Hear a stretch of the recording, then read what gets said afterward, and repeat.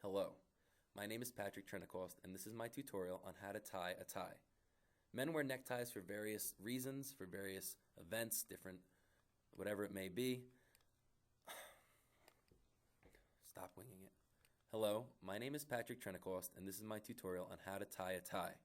I am using Cam Studio to record my narration and video, and I'm using a PowerPoint that I downloaded off the internet and modified to better suit my need. What a lot of people don't know is there are various kinds of knots that you can use when tying a tie. For this tutorial, I selected to do the Windsor knot for no reason other than it is my favorite. As you can see in the image, the Windsor knot is a thick, wide, triangular-shaped knot.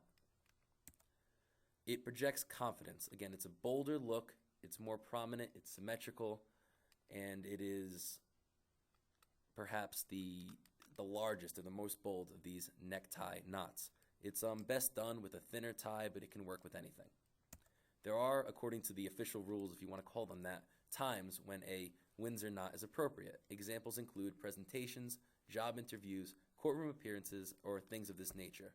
Personally, I think that it's the best. I like it. I like the symmetrical. I like the formalness of it, so I tend to wear it every day. By trade, I am a teacher, so when I teach in my classes daily, I do use a Windsor knot.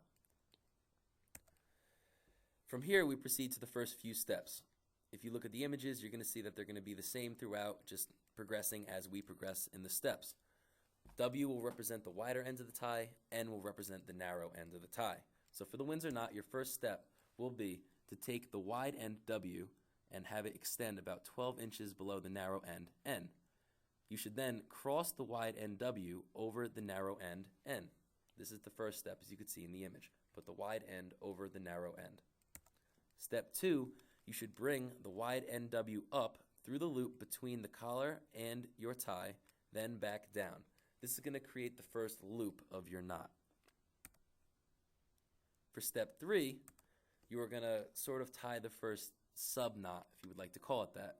What you're going to do is pull the wide end W underneath the narrow end N, and to the right back through the loop, and to the right again, so that the wide end W is inside out. By inside out, I mean upside down. You can see the bottom of the tie. That's normal. That's what it should look like.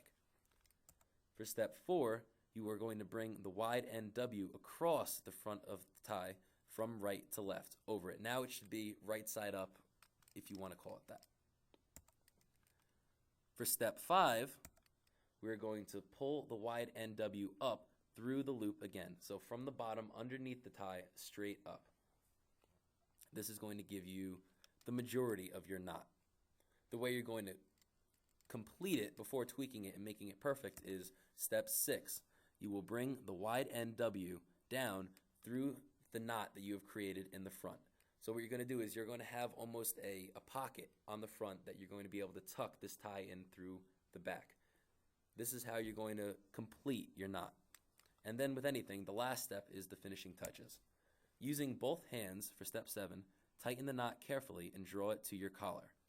If you follow the steps correctly, you should come up with a triangular-shaped, bold, large knot called the Windsor knot. Again, my name is Patrick Trenicost. Thank you very much for listening to my tutorial. I hope this will help you, business, teachers, anyone who it may be, learn how to tie a Windsor knot so you can dress to impress. Thanks.